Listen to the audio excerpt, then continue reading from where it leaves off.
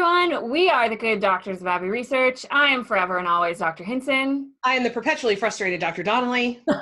And welcome to our continuing coverage of Hulu's The Handmaid's Tale. We're up to episode 2, entitled Mary and Martha, which for those of you that have seen Dr. Donnelly's explanation of the story of Mary and Martha, you will know this episode is pretty much entirely in her wheelhouse, so hence why I'm doing the intro. If you haven't seen that video, we highly suggest you watch it because you will understand the Marthas ever so much more, and we'll make sure and include the link in the show notes below. So this episode starts with June and her lovely internal monologue. We're again referencing this idea of women as seeds or people as seeds. The Mexican proverb, yeah. Yes. So a seed waiting for what? June claims, I pretend I'm a tree and I wait. We don't know what she's waiting for, but we might find out. We learn that America has Chicago, so Gilead is restricted pretty much to like the old colonies, as we have surmised, but that Gilead is trying to take it back.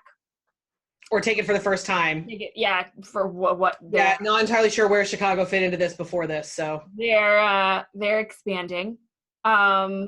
We start to get some goss from the handmaids chatting to each other, finding out what's going on, and then our dear old Aunt Lydia. She's back. You can't keep a good woman down. She was like the cockroach. You throw me down the stairs. Yeah, she will survive the apocalypse. Her and Twinkies. Aunt Lydia and cockroaches. The beloved Aunt Dowd is back. She's never sad about seeing Aunt Dowd. No, God, no. Yeah. No, never in my life. And I've actually taken a strange liking to Aunt Lydia, which I don't know if that's my own enculturation into The Handmaid's Tale, but... Yeah, well, let's talk about our own Stockholm Syndrome. Yeah. Exactly. I'm like, but she sometimes helps them and then cattle prods them. Best. Yeah. So she's clearly struggling with her loss of power. She's really upset at whoever aunt that let June just kind of skate by with a little light torture for what happened at the Mackenzies. And is worried about Mrs. Lawrence. We don't know what the crack is with Mrs. Lawrence, what the deal is. But she's starting to see that, all might not be well. In the Lawrence household, we're going back and forth between Canada again and Gilead in this episode. So Luke has a Waterford hate box, which I love. It's like conspiracy theory. That's how he's dealing with his emotions. And we see Emily still in the process of reintegration into Canada and even just dealing with the healthcare of it all. And it's interesting to me what she's doing, and I don't know if she feels like she's struggling with what it looks like to have agency and control back. I don't know if she was waiting for the doctor to like do more or say more or something, but she was clearly like uncomfortable with the doctor just being like, and go see a counselor, get your clit redone, go with God. And she was like, this is also where we hit the limitations of Alexis Bledel's acting. I think she's doing a decent job this season. She's doing admirable, but I think there was probably more that we were supposed to get, but she only has a handful of facial expressions. So, like, I'm not, we all just need to recognize our limitations. That's true. We are learning more about, in this episode, the Martha Network, and that it's effectively run out of Commander Lawrence's house, to his knowledge or not, we're not sure. But the Marthas in Lawrence's house are the ones that are kind of moving people around and information, and they move information, not people. That's a really clear distinction they make. And they say very rarely. So that tells you the exception that June was. Yeah. So we don't usually move people, is what June is told. And which is also why aren't they more mad at her? Like, yeah, and June just like rocks up and is like, hey, secret. I'm in charge now. Hey, secret Martha Network, take me along on your super secret missions. Let me see what's going on. I have all this power now because the show loves June too much. That's part of my problem, I think, with it. Girl was high on power in the end in last episode where she was like, "What? I've got this, Commander Lawrence. You're not the puppet master. You wear red.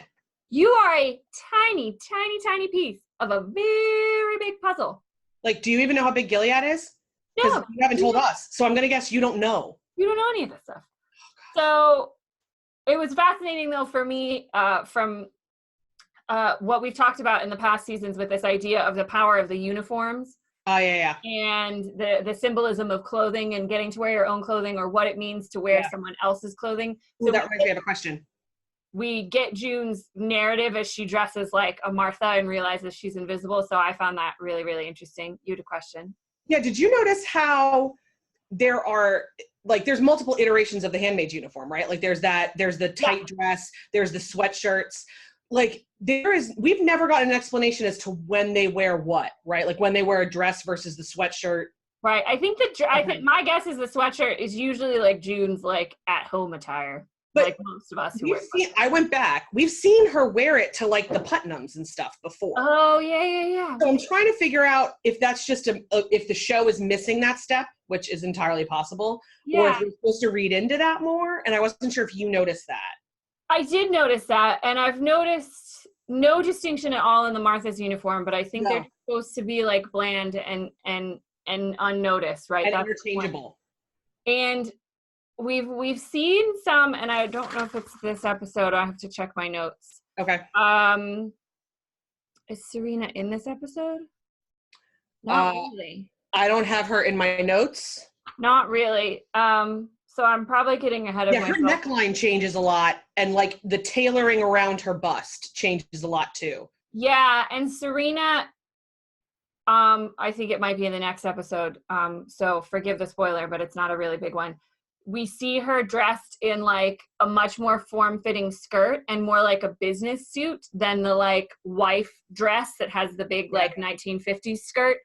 And there's a couple episodes in this season where she's dressed like that, and it's like a variation on it. Okay. Yeah. And that to me was really interesting because I didn't know that like wives had anything other than that one dress. But we're starting to see a variation in uniforms and in the attire that they're wearing, which to me is really, really interesting because there's a lot of symbolism in that. We don't often get that, but the costume designers are very intentional in the way costumes are a part of the show and the scenery and the background information. So again, like we don't really know what they mean, but I'm sure it means something. So the thing about the Marthas was really interesting. We learned that they have their own phrases too because they didn't want to feel left out. And Dr. Donnelly will get into a little bit more the symbolism of the phrases. And the Marthas reveal a little bit more about themselves, and the one who goes along with June on this mission to get this woman, Allison, out, who is not trying to escape. She is trying to go further into the resistance somewhere out west because she's a bomb maker. So we're learning more about the underground network of the Marthas, which I thought was really cool. And then the Guardians like find everything out, apparently. Who's tipping them off? Is it Commander Lawrence? They're finding these women somehow. And then we go back to Canada. So we find out more about the Marthas. We go back to Canada. Poor Emily is struggling. Luke is struggling with Emily and with baby Nicole. And thankfully we have Moira, who delightfully explains why Luke is struggling after a rather awkward, intense dinner party, and says, you know, he doesn't understand why Emily is not seeking out her wife and son immediately. Yeah. And she says, because if it were June, when he looks at you, he sees June, and he wonders, would June call him or would June not reach out? And so that's the emotions that he's dealing with. Like, why don't you just call your wife? Because he's on the other side of that saying all he would want to do is just know that she was, is hear from his wife and know that she was in Canada. And she, our Moira has a beautiful, you know, phrase where she says, nobody's talking about happily ever after, just after. Yep. Which is a huge part of reintegrating after any sort of traumatic event or situation in which you are removed from your normal surroundings. So my obviously expertise is in prison studies, but you can, you know, we've done a lot of work, and Dr. Donnelly's done a lot of reading about people who come out of cult situations. So anytime you're dealing with reintegration after a very dramatic societal change, these are the things you're going to see. People dealing with how to be themselves, how to find themselves, how to figure out who they are in this, because there is no happily ever after. There's just after, and it's after for everybody, because even though they're living in Canada relatively free, it's still in this, extra normative circumstance. So that was really interesting. We're back at Commander Lawrence's house again. Allison the bomb maker has been shot by the Guardians. A lot of kerfuffle happens in the house. Mrs. Lawrence appears to be sympathetic, ? Put a pin in that. If we get to see more of Mrs. Lawrence in this season, but she appears to be lucid. Yeah. In this moment, questions about whether she goes in and out of lucidity. What causes lucidity and what prevents it? I mean, so many questions. We don't know, but she appears lucid and to understand the situation, and kind of takes control and tells June to go help Allison. And then she has a real big confrontation with Commander Lawrence at the end of this, which I thought was very illuminating, because we're not sure where he's coming from, but clearly he tells, when he has this confrontation with June about, he calls her a child. He says, you are just like a child, taking what you want without thought of the consequences. And I think I agree with him. And I agree with him. I agree with him. She's just kind of running, rampant all over this whole system that people are trying to infiltrate and destabilize. Whether he's one of those people, he's one of the main architects of it. But he clearly shows us in this scene, and the show shows us in this scene, that his number one priority is protecting his wife. Yep. And that is the be all and end all, which is fascinating, because it reminds us too that most humans have a be all and end all. Yeah. Whether you are, a freedom fighter and all this other stuff, there's still going to be that button where nothing is worth more than X. And it's not usually a cause. It's usually a person. Yeah. And we got that glimpse with Emily as well, when Emily was posted to Commander Lawrence. So this isn't new information, but it crystallized it. And he said, women like you are just like children. You'll do anything you want. And then she mentions Mrs. Lawrence, and he screams at her, and then makes her, bury Allison in the back garden, as you do. And then he also fires Marthas? We don't know. Fires Cora, one of his Marthas, and the other, Beth, I think, is the other Martha, and she says he doesn't like liars.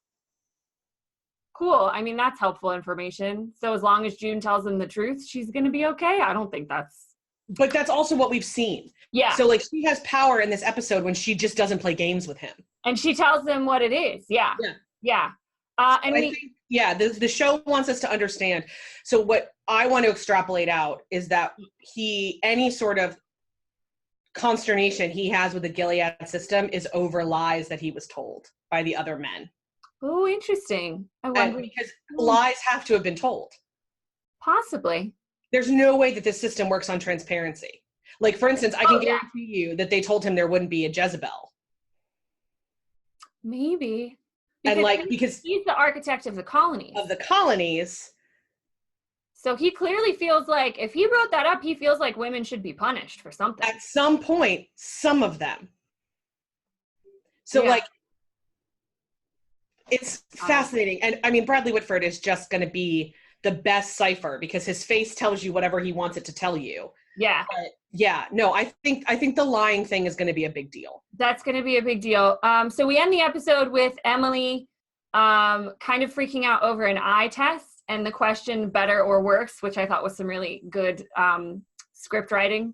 Just also made me wonder if she's been blind the whole time she's been in Gilead. Because she needs glasses. Yeah. We've never dealt with this. That's true. I hadn't even thought of that. If she needs glasses and she didn't have them in Gilead. Does anybody in Gilead have glasses? No, none of the handmaids do. And I went back to that and thinking oh my God, I would have a migraine all the time. Oh my God, I didn't even think of that. Poor Emily. Yeah. So she kind of has a mild panic attack, which, is totally understandable. And the episode ends with her calling her wife, which was super emotional. Sobbed like a baby. And great to see Leah Duval back. The girl with the clown face from She's All That. That's all I got for you. She was. Can't hardly wait. One of the two. Yeah. No, it was She's All. Was it? I don't remember. But she was in Ethan Embry. Can't hardly wait. Ethan Embry. It was Can't Hardly Wait. Yeah. She was in an HBO show called Carnival that I loved that ended far too soon. And that's what I remember her from. So I'm glad she's still getting acting gigs. Good job. That was the end of a very full second episode on Mary and Martha. Dr. Donnelly, do you want to explain what the crack is with these Marthas and the specific theological elements of this episode? I mean, I suppose I can. It's really the only way I earn my keep around. I just write, y'all should know that I just write when I'm taking notes for this. If something Jesus-y happens, I just write K next to it. And like, so that I know when we're talking about it, that if Kristen doesn't bring it up, that I should just kind of say, can you explain this, please? Because I don't have the degrees. I don't have it. That's her degrees. So take it away. I do the same thing with artistic symbolism. So it's like, Aaron, what do colors mean? Tell me what it means. So real quick, for anyone who has not seen our Mary and Martha video, and just really, really fast, it's Mary and Martha are sisters in the New Testament. They were both followers of Jesus. And we get their story that Mary and Martha were having Jesus over to their house. Their brother is Lazarus. You may know him as the guy that died in John 11 and then was raised again. The shortest verse of the Bible is regarding Lazarus's death. John 11:35, Jesus wept. Little trivia fact for you. It shows up in pub quizzes. So there you go. John 11:35. And when everyone was getting ready for Jesus, Martha was doing everything. And Mary was copping a squat at the feet of Jesus. And Martha loses her mind and goes to Jesus and is like, hi, my sister sucks. Can you please tell her she sucks? And Jesus is like, there is a time and a place for everything. And right now, Mary's doing the most important thing. So I have a whole kind of unpacking as to how that story has been used to abuse highly anxious and highly motivated Christian women for most of our existence. But the way Gilead has used it is that Marthas are redeemed through their work. Through their work, which makes sense with their phrases, right? So God bless our labors and through work we are cleansed are their equivalent of blessed be the fruit and may the Lord open. So handmaids penance is paid through their uteruses. Yes. And Martha's penances are paid through their hands. Yes. And so that's kind of the really short end of that. Mm-hmm. So that's why Marthas are interchangeable, because their penance has nothing to do. Gilead is not going to be providing their penance. Right. Their penance is their own work ethic, and they are the ones that control that. And so they can be completely interchangeable. There's no need for them to have a personality. I'm surprised they're even allowed to use names, to be completely frank. I know, it's really strange that they're not all called Marthas. I mean, they're referred to as Marthas, but within their respective households, they're referred to by their given names. Yeah, but they also don't belong. Yeah, they don't belong to anyone. They belong to Gilead. Yeah, and that's the hierarchy of them, is that the handmaids are sinners, right? And we know that June was made like one because A, she could have babies, and B, she was quote unquote an adulterer. Yeah. So that's the level that they don't even get their own names. The Marthas get their own names, but they get nothing else. They're bland. They fade into all of their purpose is to work. Their purpose is to do nothing else, but they're at least given their name, which is weird. Yeah. And there's a couple side comments in this that make me think like that if you are a non-fertile lesser sinner, you get a Martha or a Jezebel. They could throw you either way. But yeah, there was that conversation where she said, like, if I couldn't cook, I would have been in Jezebel's. Yeah. So and I think like we've talked about in Christianity for a long time that there is an unofficial hierarchy of sins as well. Like even though the Bible doesn't communicate that, a sin is a sin is a sin, and any sin separates us from the love of God and the community of the saints. Humans have always created a hierarchy. And so adultery is always really bad, but only on the woman's part. Abortion is really bad, but that's only because she got pregnant, not because somebody got her pregnant. It's a lot of women hating. Hierarchies. Christendom. It's fantastic. And like gambling's not a really big deal. But for some people dancing is. Like we all have hierarchies. And so the Marthas didn't violate the hierarchy. Yeah. In the way that the handmaids did. Yeah. So I think that's a huge part of this. But please, I explained this a little bit better 2 years ago when I wasn't on Sudafed. So go ahead and watch our video. Also, the grocery store, really quick, is called Loaves and Fishes, which is a reference to a story in the New Testament in which Jesus feeds a crowd of 5,000 men. So we figure about 14,000 people with a basket of... just based on the maths, folks. We're just going to help you here because they didn't count women and children. So archaeologists have done that for us because, yes. So children count. A basket that's produced by a boy who was in the crowd that had 5 fishes and 2 loaves of barley bread. And Jesus multiplied these things to be able to feed everybody to excess. Nobody went away hungry. So I think that is, Loaves and Fishes is a really common Christian food name. Like how many cafes around the world are called Loaves and Fishes.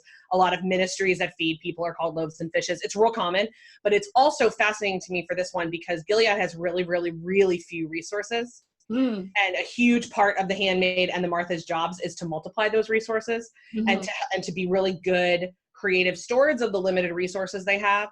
So I still maintain that somebody with an advanced Bible degree is on at least one of the writing staffs to do this kind of stuff because it's never accidental.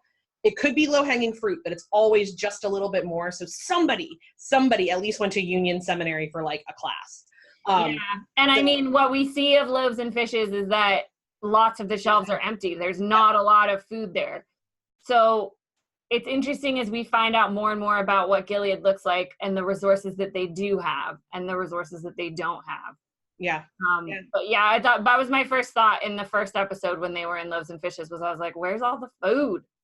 They only get so much. I mean, we heard that a lot in the past couple seasons. You know, they only had plum tomatoes today. They didn't have this. So I'm fascinated by, so if you think about if Gilead is what we think it might be as far south as Washington, but we're not sure. So we know it's as far south as Philadelphia. I think we figured that out at some point. And we believe that the colonies are down south somewhere.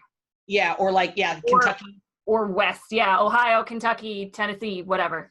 Yeah. Flatter though, because it didn't look like Rocky Mountains. So like Kentucky into like not Tennessee. Anyway, so you think about what grows there and what animals can New Jersey is one of the vegetable growing states, but there's still quite a lot of things that can't grow. And there are seasons to growing vegetables, and we have no idea if they have greenhouses or they clearly aren't going to want to be putting preservatives in their food. So there's only so much that is available at different times of year. They clearly have access to cows, but I haven't seen access to fish. Yeah. So I don't know if part of the pollution is that all the water was done, but like they're in Boston. Why aren't they eating clam chowder? Yeah, it's really, really interesting. I so far the first 2 episodes, I'm really glad they've decided to show us a bit more. Even if it's in drips, I don't mind it. I'm more into that than longing shots of smoke swirling through the Waterford. I felt like this episode went a bit better. It did. And there's some really, really interesting stuff that is happening this season that and as always with this show, I think we end up at each episode with more questions than answers, but it keeps us watching. So it does. I think that is all we have for episode 2. We are the Good Doctors of Abbey Research. I am Dr. Hinson. I'm Dr. Donnelly. And we will see y'all for episode 3. Until then, take care.